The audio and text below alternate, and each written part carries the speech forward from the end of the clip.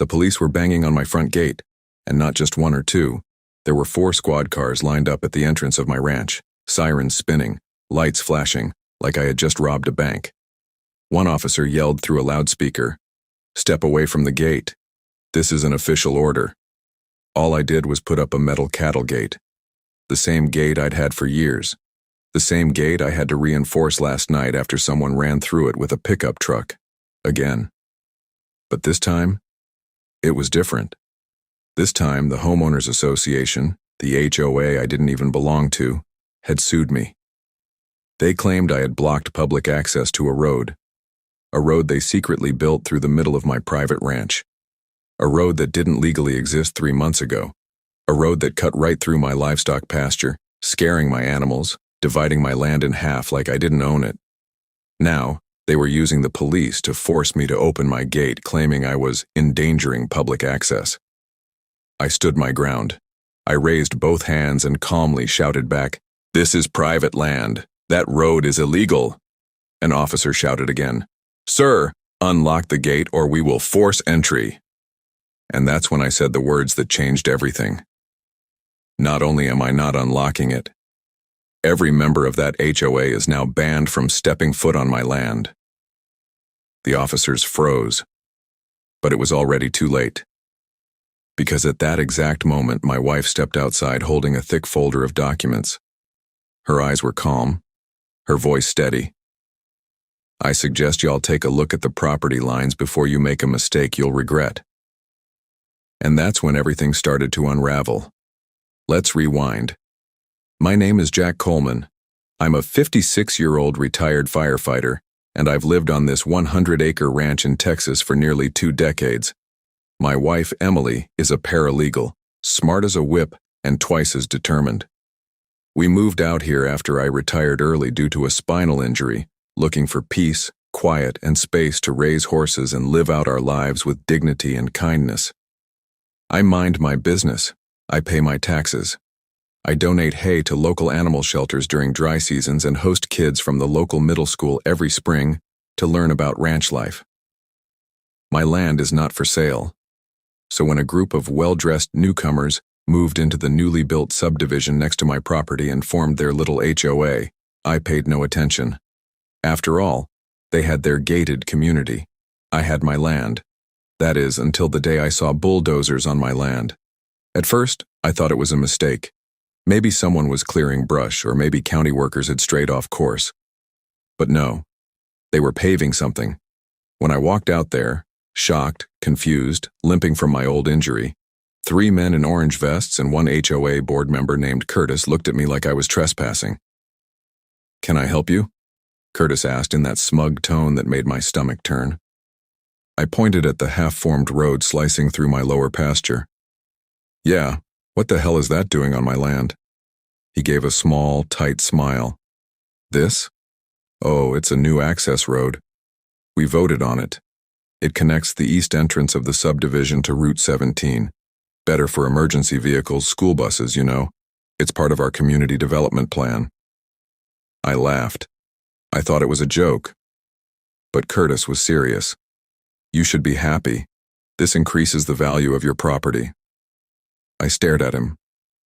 "You didn't ask, you didn't notify, you didn't get a permit from me. This is my land." He shrugged. "Eminent domain laws, Jack. Look it up." He was wrong. I did look it up. Emily looked it up even harder. She printed out maps, deeds, property surveys, and GPS markers from the county land office. That road? It wasn't on any official plan. No easement, no county approval, no vote, nothing. They illegally built a road on private land, and then told me I had to keep it open. So I did what any self-respecting landowner would do. I put up a reinforced gate with a camera and a padlock and closed that so-called road down. Then I posted signs. Private property, no trespassing. Violators will be prosecuted.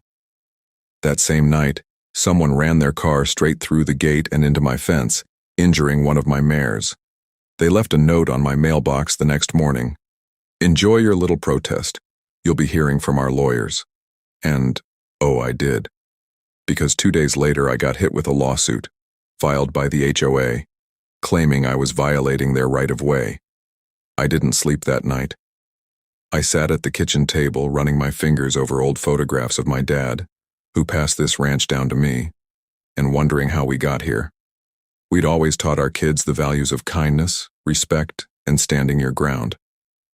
That good people do the right thing even when no one's looking. But what do you do when people lie, cheat, and bully in broad daylight? I'll tell you what I did. I told Emily we weren't backing down. We hired a land surveyor. We contacted a real estate attorney from San Antonio, and I started documenting everything. Dates, times, photos, license plates, videos of every car that passed through. And I also started researching HOA bylaws. Turns out their power ends exactly where their property ends. But things didn't slow down. Curtis and his crew doubled down.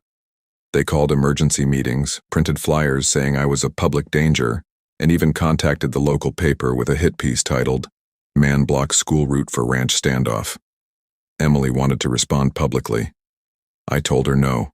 We keep our heads down and let the facts speak. But then came today. When they sent the cops, they thought I'd fold. But instead, they're about to learn something else. I didn't just ban them from my land. I was about to shut them down completely, because what I had in my hand wasn't just proof of land ownership. It was a cease and desist order filed in district court, signed by a judge that very morning. And just as the officer raised his hand to order the gate be opened, someone else pulled up in a black SUV behind the patrol cars. Someone Curtis didn't expect. Someone who was about to make everything 10 times worse for him. The black SUV pulled in fast, the tires crunching over the gravel like thunder. It didn't have police markings, but the way the patrol officers straightened up the second they saw it told me everything I needed to know. Curtis, standing behind the officers in his smug button-down and HOA lanyard, took one look and paled like he'd seen a ghost. The driver's door swung open. Out stepped my wife, Emily. But this time, she wasn't just holding a stack of papers. She was flanked by U.S. Marshals, 2 of them. And behind them came Judge Daniels, an older African-American man with thick glasses, a booming voice, and zero tolerance for nonsense. The entire yard went silent. "Who's in charge here?" the judge asked, his eyes moving sharply from the officers to Curtis. "I am," one of the deputies answered. "No, you're not," Judge Daniels snapped. "I am, and I have an emergency injunction order that says this land is private, this road is illegal, and the HOA is now in direct violation of state law." Curtis opened his mouth. "But, Your Honor." "I don't want to hear it," the judge said sharply, cutting him off like a blade. "You, your board, and anyone who touches this land again will be found in contempt of court and subject to immediate arrest. Do I make myself clear?" Curtis looked like he might faint. The officers awkwardly stepped back from the gate. One tried to mutter something about conflicting information, but Judge Daniels waved the documents in his face. "This is a signed land deed. This is a survey. This is aerial footage from the county showing the road wasn't here 3 months ago. You've been misled, officer, and now it's your duty to correct that." Then the judge turned to me. "Mr. Coleman, do you have anything else to say?" I nodded, stepping forward slowly. "Yes, Your Honor. I have video of HOA members crossing the gate even after I posted legal warnings, and I've identified Curtis and 2 others as having vandalized my property, including a hit and run that injured my livestock." Emily handed the USB drive to one of the marshals. Curtis backed away slowly, trying to slip behind the group. "Stay where you are," one of the marshals barked. "You're not going anywhere.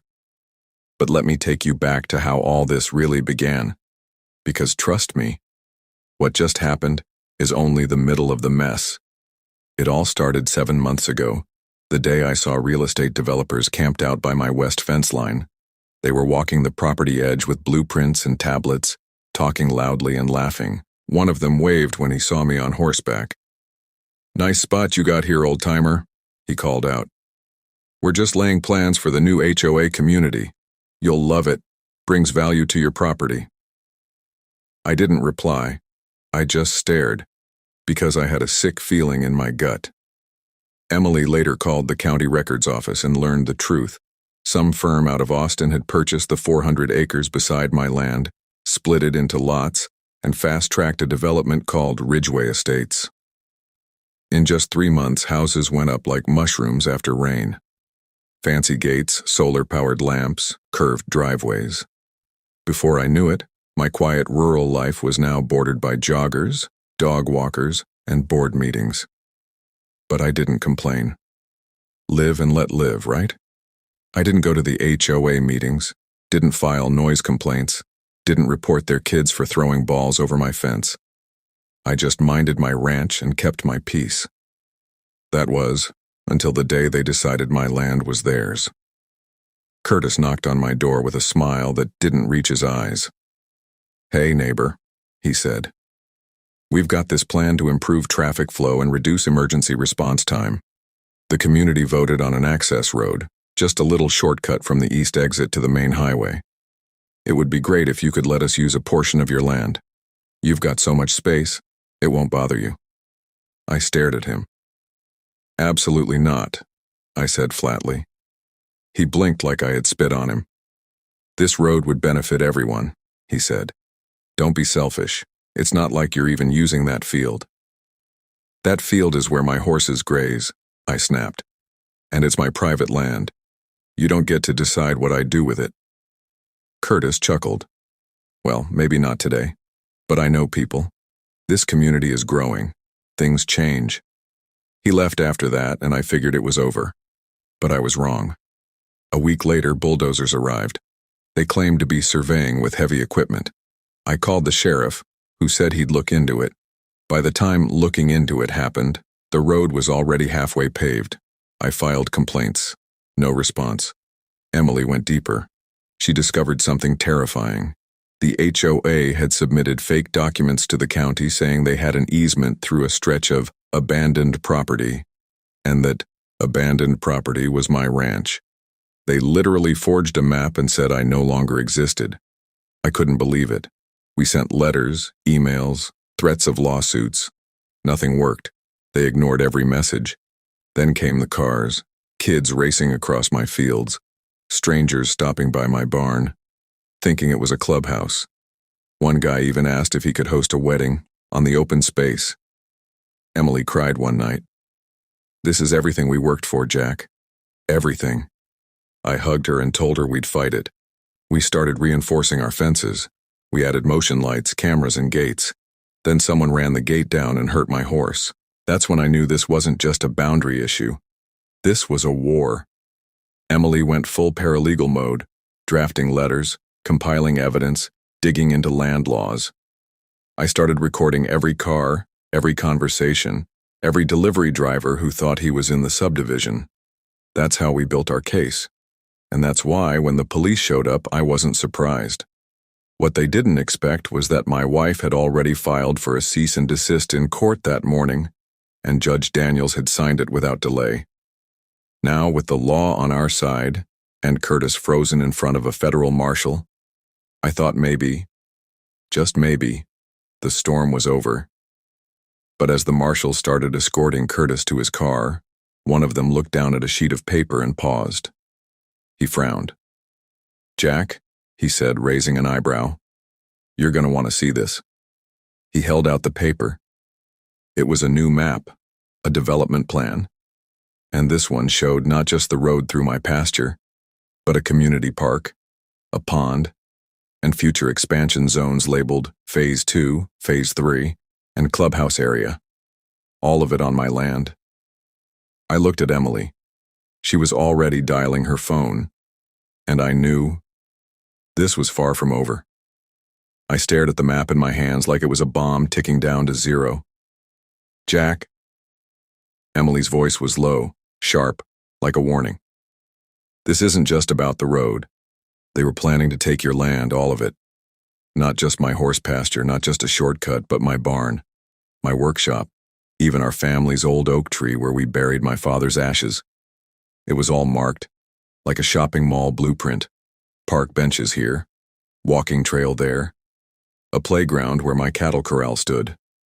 The marshal leaned in and tapped the bottom corner. This is filed with the city planning office. Submitted last week. I felt my heart hit the floor. Filed as what? Community expansion zone, he replied. They labeled it vacant HOA reserve space. Emily nearly dropped her phone. That's a lie. Jack's land isn't vacant. It's registered, taxed, and in use. The judge, still standing nearby, let out a breath and pinched the bridge of his nose. This is getting bigger than just a land dispute. We might be looking at civil fraud, possibly criminal. You need to get a federal land attorney. Now. Curtis, who had been silent while the officers questioned him, suddenly spoke up. This is all a mistake, he muttered. Our documents were filed by the previous project manager. It's not my fault. I was just following the expansion plan. But no one was buying it, because Curtis wasn't just a board member. He was also a silent partner in the real estate group that developed Ridgeway Estates. Emily had found that nugget during her digging, and now, with a judge and 2 U.S. Marshals present, we had the kind of audience you don't lie to. Still, I tried to stay calm. I didn't want revenge. I wanted my land back, my peace, my space, my animals safe, my life. And that's when the judge said something I'll never forget. Jack, you have every legal right to not only block access to your land, but to pursue restitution. But you need to understand, this won't end quietly. These people, they're going to try again. He was right. Because the very next morning, I woke up to find my fences cut. Again. This time it wasn't just a single gate. It was 4 sections of barbed wire, cut clean with bolt cutters. My horses had wandered dangerously close to the HOA road before a kind neighbor corralled them back. The cameras, all disabled. Someone had spray painted over the lenses. They were sending a message. We were at war. Emily stormed into the house around 7 a.m., holding one of our no trespassing signs, ripped in half with the words, "This isn't over," scrawled across the back in black marker. I'm calling the sheriff again, she fumed, and I'm getting the media involved. They don't know who they're dealing with. But I stopped her. Not yet. I had a better plan. I pulled out the folder I'd been quietly preparing. Because while Emily had been building the legal case, I had been building my kind of case, a community one. I had statements from our neighbors, photos of HOA trucks parked on my land, video clips from other ranchers in Texas who'd faced the same shady tactics, and then something better. A whistleblower. Yes, sir. One of the construction workers who had helped pave the road through my ranch had reached out anonymously. He sent me screenshots of messages from Curtis and other board members openly joking about how easy it was to steal land when the owner's just an old cowboy. That same worker sent me a PDF, an internal memo, where they bragged that by the time anyone noticed, the road would be in, and the county wouldn't bother reversing it. They were banking on me giving up. Instead, I was about to blow it up. The next day, Emily filed our formal lawsuit in civil court, suing the Ridgeway HOA for property damage, unlawful trespassing, attempted land seizure, and emotional distress. We also filed a formal complaint with the Texas Attorney General's office. Then I did one more thing. I posted the story, photos, maps, videos, names. I uploaded it all to Reddit, then to Facebook, then to the local news Facebook group where half the town gets their info. I wrote the truth plainly. HOA built a legal road through my ranch and then sued me for blocking it. Now they want the rest of my land. The post went viral overnight. Thousands of shares, hundreds of comments, and most importantly, support. People started sending me similar stories from their own towns. Ex-HOA board members offered legal tips. Ranchers offered to help me repair fences. A local news reporter asked to do a feature. I wasn't alone anymore, but that didn't mean things got easier. Because 2 nights later, I caught a group of teenagers, probably from the HOA neighborhood, sneaking onto my land with cans of gasoline. They were going to set fire to my barn. I had them on camera. I called the sheriff, who caught them minutes later hiding behind my hay bales. The kids were arrested, and guess what? One of them was Curtis's son. You'd think that would have ended things. But no. The very next day, I received a thick envelope in the mail. Another lawsuit. This time the HOA was accusing me of harassment. They claimed I was inciting public hatred, endangering children, and creating a hostile environment for the Ridgeway community. I stared at the papers, jaw clenched. Emily said, "They're throwing everything at us, hoping we'll crack." But I didn't, because I had already planned my next move. I was going to ban the entire HOA from ever stepping foot on my property, legally, permanently, and with the full force of the law. And the judge? Judge Daniels was about to grant me something most landowners only dream of, an exclusive protective easement order, an order that didn't just forbid access. It gave me the power to fence off every inch, place permanent blockades, and have any trespasser arrested without warning. That hearing was tomorrow, and I had just received a call from my lawyer with one last twist. The HOA had tried to tamper with county records, and they got caught. Now the district attorney was involved, and someone, possibly Curtis himself, was facing criminal charges. But just before I could finish celebrating that news, a loud bang rang out behind the house. I ran out back, and what I saw nearly made my heart stop. My barn, the same one where I kept our horses, feed, and gear, was now on fire. The flames reached into the night sky like angry red fingers, licking the darkness and turning my peaceful ranch into a war zone. My barn, my father's barn, was going up in flames. "Call 911!" I shouted at the top of my lungs, sprinting toward the fire with my old fireman instincts kicking in. Emily was already on her phone, her voice shaking as she gave our address to dispatch. "It's our barn. It's fully engulfed. The animals, Jack, the horses." I didn't even wait. I burst into the barn with nothing but a wet towel over my face. My eyes stung. Smoke filled my lungs. I could barely see, but I could hear them, my horses screaming in fear. I opened stalls one by one, slapping the rear of each horse to drive them toward the open back gate. "Go! Get out!" I yelled, coughing so hard I could barely breathe. One by one they bolted into the open pasture, hooves pounding the earth like thunder. Ember, my oldest mare, was limping and scared, but she made it out. I wrapped a lead around her neck and guided her out just before a beam collapsed behind us. We barely made it. I turned around in time to see half the barn roof cave in. Emily ran to me, wrapping her arms around my shoulders, coughing, crying. "You're okay. You're okay. You got them all out." But I couldn't even respond. I just stared at the burning wreckage and thought of my dad. He built that barn with his own hands in 1973. Now it was ash. The fire department arrived 10 minutes later, too late to save anything. They managed to stop the flames from spreading to the feed shed or the tool garage, but the barn was gone. When the sheriff arrived, he pulled me aside. "We found accelerant," he said quietly. "Gasoline. This was arson." Emily went pale. "You don't think it was the HOA, do you?"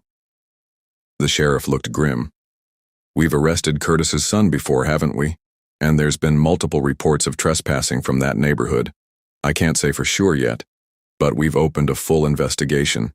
I suggest you get a lawyer on standby." I didn't answer him. I didn't have to, because deep down I knew this wasn't just about land anymore. This was personal. But let me be clear. I wasn't looking for revenge. That wasn't me. I'm a man of principle, of peace. I only wanted justice and protection for my land, my wife, my animals. And that's exactly what I got the very next morning. We were scheduled to appear in front of Judge Daniels again, this time with a full protective easement request and a fire investigation report to support it. I stood in that courtroom with soot still on my boots.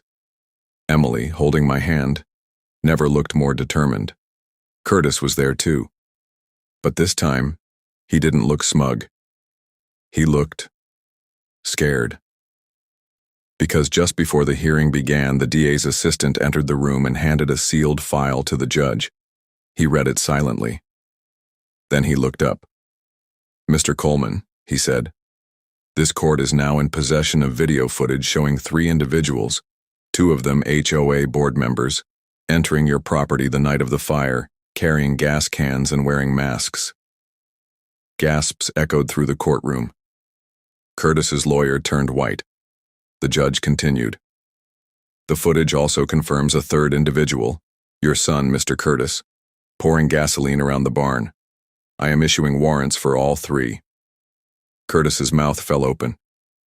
I didn't know, he stammered. I didn't authorize that. But it didn't matter. Judge Daniels banged his gavel. This hearing is suspended. Curtis Williams, you are under investigation for conspiracy to commit arson and fraudulent land seizure. 2 officers stepped forward and placed Curtis in handcuffs. Emily exhaled sharply beside me. I squeezed her hand. It wasn't over, but it was turning. Later that afternoon, we received the ruling. The court had officially granted us a permanent protective land easement order. That meant no one from Ridgeway HOA could step foot on our property. Any attempt to use our land would result in instant arrest. All road use through our land was now permanently revoked. A legal blockade could be constructed at any point on the land perimeter. I was also advised to pursue a civil case for damages, but I had something more important on my mind. I returned home and walked the fence line with Emily. The barn still smoldered. The charred beams lay like broken bones across the ground. But my horses were safe.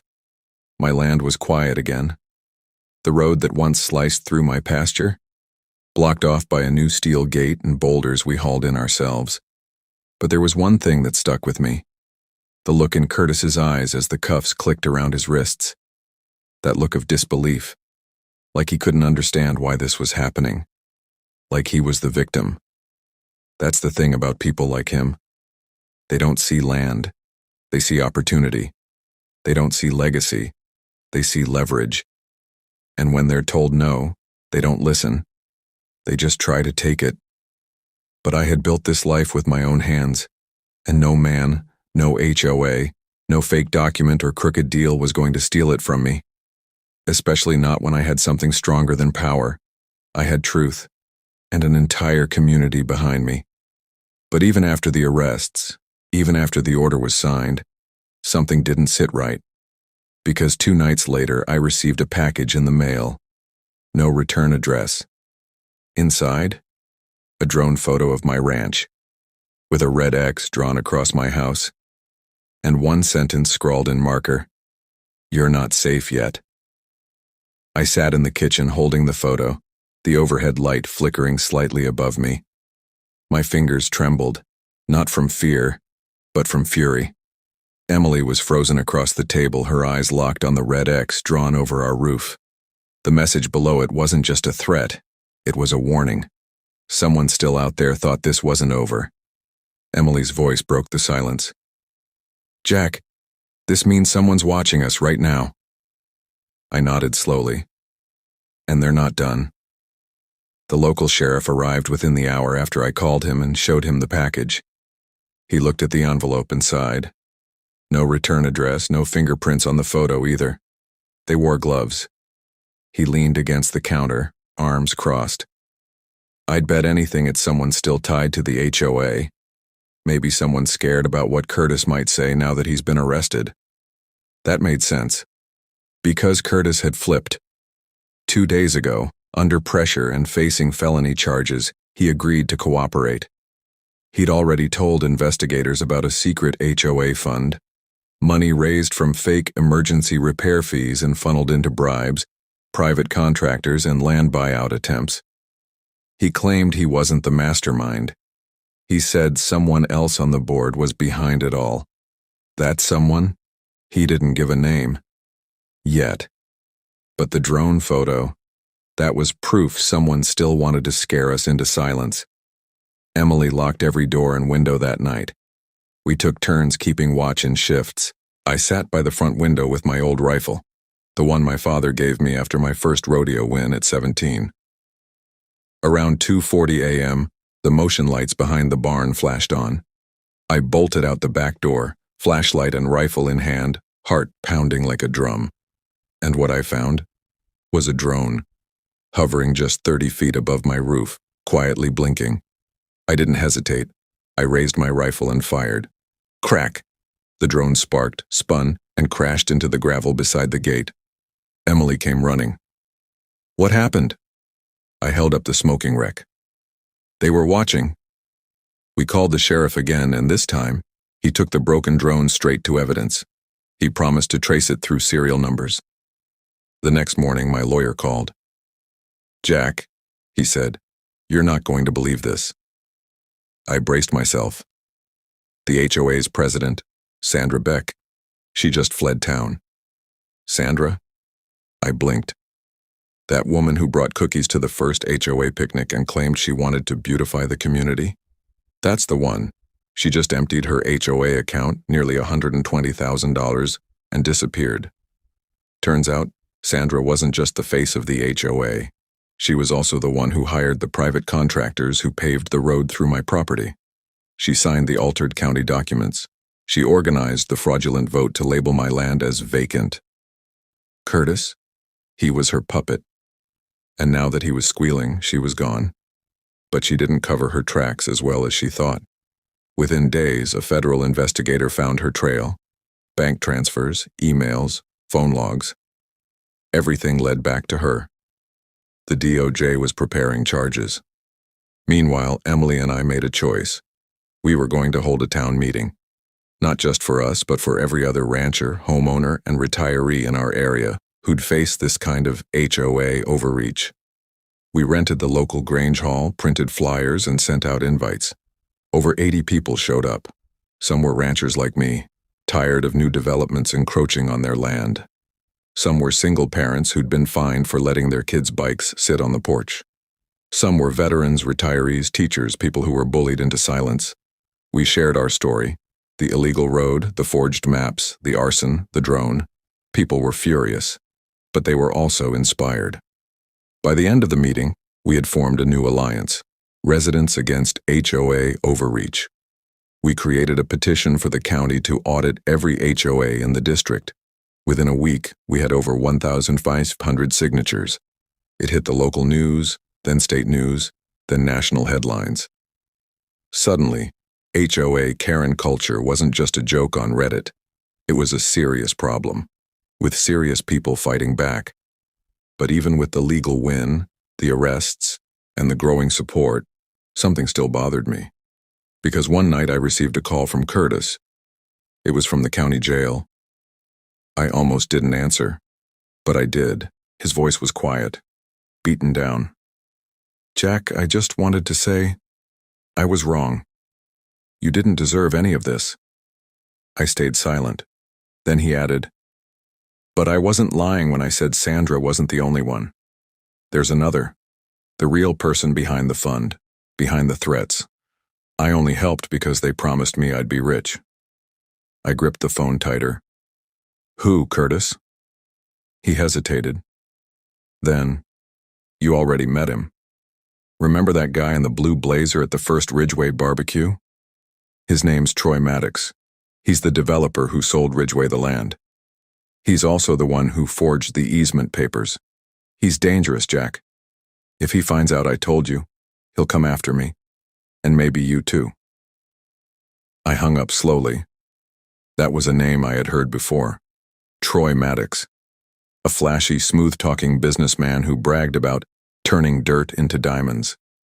He drove a black Mercedes and wore sunglasses even indoors.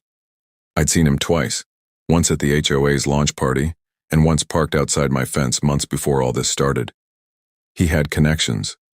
Big ones. If he really was the puppet master behind this scheme, then Curtis and Sandra were just pawns. And this wasn't just about my land. It was about every ranch, every field, every open space left in this part of Texas. The threat wasn't over. It was just beginning. And as I stood by my broken barn that evening, watching the sun set over my battle-scarred land, I realized something. They might have burned my barn, but they just lit a fire in me. Because I was going after Troy Maddox next, and I wasn't going to stop until every stolen acre was reclaimed. The name Troy Maddox echoed in my mind like a gunshot in a canyon. Everything suddenly made sense. Curtis and Sandra? They were loud, flashy, and easy to spot. But Troy? He was the shadow behind the curtain, the real estate shark with the $1 million smile and a handshake that probably signed more lies than contracts. I still remembered the first time I saw him. It was at the Ridgeway Welcome Barbecue over a year ago, before any of this nightmare began. He'd walked up to me with a plastic cup of lemonade, dressed in a navy blazer, no tie, and a Rolex that caught the Texas sun like diamonds. "Jack, right?" he'd said, offering his hand. "Heard this land's been in your family for generations. Real nice spread you've got." I shook his hand stiffly. "Appreciate that." He smiled. "Look, I know you're probably tired of people trying to buy you out, but I'm not like them. I'm a problem solver. So if you ever get tired of fences and horses and lawsuits, give me a call." That smile, the kind that makes you check if your wallet's still in your back pocket. Back then, I didn't think much of it. But now I knew. He wasn't just watching from a distance, he was pulling every string. Curtis confirmed it in his confession. Sandra had admitted it before she skipped town. And the drone photo with the red X? It was Troy's signature message. He wanted me off this land. So I decided it was time to hit back. I called a friend, Will Johnson, a retired federal investigator turned private detective. Will owed me a favor. Years ago, I helped save his horses during a barn fire when he was out of town. I told him everything, about the road, the fake maps, the arrests, the drone. Will agreed to dig into Troy Maddox, and in just 3 days, he came back with a mountain of dirt. "Troy's not just shady," Will said. "He's criminal." Turns out Troy had been sued 6 times in 3 different states for land misrepresentation, illegal development, zoning fraud, and bribery. He'd paid hush money to 2 former board members in Colorado. And in Nevada, he bulldozed protected wetlands, got slapped with a fine, and never paid it. But here's the kicker.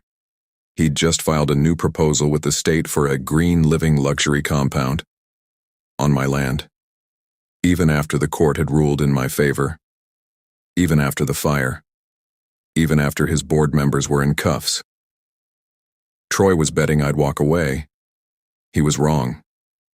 Emily and I filed a new motion in court, not just for civil damages but for a restraining land injunction against Troy Maddox himself. Our lawyer, Michelle Cortez, a hard-nosed litigator from Dallas with a voice like a buzzsaw, walked into court with a thick binder and a mission. "This man," she told the judge, "has committed fraud, violated environmental codes, threatened a landowner, and used stolen HOA funds to fuel an illegal development campaign." Troy had a lawyer too. Slick suit, alligator skin briefcase, a man paid to smile and say, "My client denies all allegations." But when Michelle dropped Will's dossier on the judge's desk, and when we handed over Curtis's signed confession, it was game over. Judge Daniels issued a court order. Troy Maddox was to cease all development activities in the Ridgeway area. He was banned from stepping foot on my property or contacting me in any way. All future zoning applications tied to him were now flagged for review. Troy stood there blinking, stunned. And then he looked at me, not with fear, with rage, like I'd humiliated him in front of the whole world. As he walked out of the courtroom, he muttered under his breath, "This isn't the end." I smiled. For you it is. But just when we thought we could finally breathe, another blow came. The county emailed us a notification. It said, "Ridgeway HOA has filed a new petition for emergency public access through Coleman Ranch, claiming vital community access requires temporary reinstatement of previous road." Emily screamed when she read it. "They're trying again. After everything." I called our lawyer, furious. "How is this even allowed?" She sighed. "Because HOAs have money, and money stalls the law. They're hoping to drag this out until you're exhausted, or bankrupt." That night I sat in the dark with Ember, my old mare, brushing her mane as she nuzzled my shoulder. And I made a decision. I was going to finish this once and for all.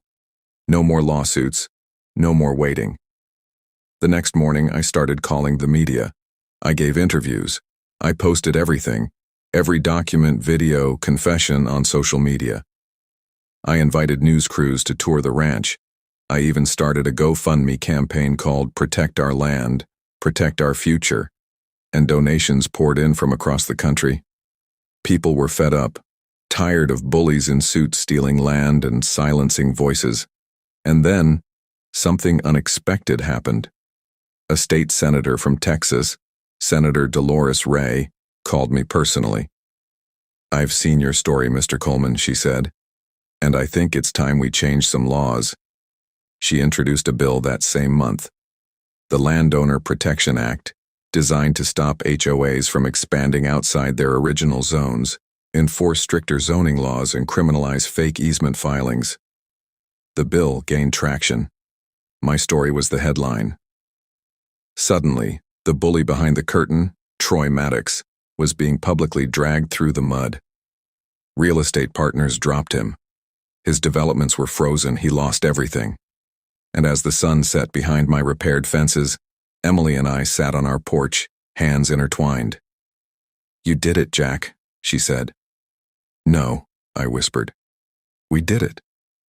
But just as peace returned and the news trucks packed up, a sleek black SUV pulled into the gravel outside my gate. It wasn't Troy. It was someone else. A man in a tailored gray suit stepped out. He raised a white envelope and said, "Mr. Coleman, you've been served." Another legal document. But this time, the name on the sender, Federal Land Bureau of Development. And the letter, it read, "Notice of Federal Interest in Land Acquisition Project 17A. You are within a designated zone for future federal infrastructure. Negotiations will begin immediately." I stood there, silent. Then I whispered, "Now it's the government?" I held the envelope like it was a live grenade. "Federal Land Bureau of Development," I muttered under my breath, reading the bold black ink on the paper as my heart thudded in my chest. Emily came to my side, brushing dirt off her jeans as she peered over my shoulder. "Jack, what is this?" I unfolded the letter. "You are hereby notified that your property falls within the projected development zone for the 17A Federal Infrastructure Corridor. This is not a compulsory acquisition at this time. However, initial discussions for voluntary sale and access coordination will begin within 30 days. I dropped the paper onto the porch floorboards and ran both hands through my hair. It was happening all over again, but this time it wasn't Curtis, it wasn't Sandra. It wasn't even slick-talking Troy Maddox. It was the government. Emily's voice shook. "After all we've been through, they still want our land?" I nodded slowly, already piecing it together. This 17A corridor, whatever it was, must have been in the works for a while, maybe even longer than Ridgeway Estates. It explained why Maddox was so confident, why Curtis acted like he owned the place. They were pawns in something bigger. I called our lawyer, Michelle Cortez. She didn't sound surprised. "Jack, I've been hearing whispers about this for months. The 17A project is supposed to be a high-speed transport corridor running across county lines. But here's the thing, they're targeting rural properties first. They think landowners won't fight back." "They thought wrong," I growled. Michelle sighed. "They haven't filed for eminent domain yet. That's important. Right now, it's just a voluntary negotiation. You have leverage." But I knew how it would go. First they ask, then they push, then they take. We'd seen it all before. A landowner gets a friendly letter, then a surveyor shows up, then someone accidentally tears down your fence. Before you know it, you're boxed in, out of options, and watching bulldozers roll across your pasture. Not this time. Emily and I spent that night digging, calling ranchers in other counties, comparing notes, watching old hearings online. The next morning, we called a press conference, right here, on our ranch. A makeshift podium was set up near the still-scorched barn foundation. News crews lined up in the dirt, microphones and cameras ready. I stepped up, holding the letter in my hand. "My name is Jack Coleman. This ranch has been in my family for nearly 100 years. Over the past year, I've been harassed, sued, stalked, burned out, and lied to. by private developers and HOA members who tried to steal what generations of honest work built. I paused, looked every camera in the lens. And now the federal government wants to try the same thing. Gasps. Reporters scribbled. This isn't just my fight anymore, I continued. They want this corridor to run through every open piece of land they can find. But they forgot one thing. We're not just landowners. We're families, workers, veterans, Americans, and we don't just give up. The crowd cheered. Later that day, Jack's Stand with Jack started trending. By evening, over 100,000 people had signed a petition to protect rural landowners from forced federal development. Senators called. News anchors ran my speech. I even got a letter of support from a group of veterans in Montana. But we still had a legal problem, because the Land Bureau wasn't backing down. A week later, a new letter arrived. This one wasn't a request. It was a notice of intent to survey the land. That meant federal agents had permission to step foot on my ranch even without my say-so, unless I got creative. And I did. With Michelle's help, we filed for a special agricultural heritage designation. We proved my land was of historic and cultural value, used for veteran therapy programs, school education, and horse rescue rehab. It slowed the process, but didn't stop it. So I called in a favor. Remember the alliance we built? Residents Against HOA Overreach? Well, we had grown. Over 12,000 members across 5 states. And I asked them all for one thing. Come to my ranch. And they did. In trucks, campers, RVs, and on horseback. Veterans, teachers, ranchers, students. They lined the roads, stood shoulder to shoulder at my property line. And when the federal agents showed up to survey, they were met by a human fence. No yelling, no violence. Just people, holding signs that read, "You can't steal roots. This land is our story. We stand with Jack." The federal team backed off. They sent a statement to the press saying, "We are reviewing our next steps." But we knew what that meant. They weren't going away. So Emily had one last idea. "Let's make the land untouchable," she said. "How?" I asked. "We turn it into a non-profit conservancy. Protected, registered, a place that can never be sold, never be seized." It took weeks, tons of paperwork, but with donations from around the country and help from a group of pro bono attorneys, we filed the final papers, the Coleman Family Ranch Conservancy. Now our land was protected forever. No HOA, no developer, no government could touch it. The next morning I stood by the rebuilt barn. Ember grazed quietly nearby. Her leg healed. The wind was soft, the sunrise golden. Emily wrapped her arms around my waist. "It's finally over," she whispered. I nodded. We didn't just win. We protected something far bigger than ourselves. And if you're out there, facing an HOA that's threatening your peace, a developer knocking at your door, or a bully trying to tell you what's yours, remember this. You have a voice. Use it. You have rights. Defend them. And you are never alone. This land, it's not just dirt. It's home.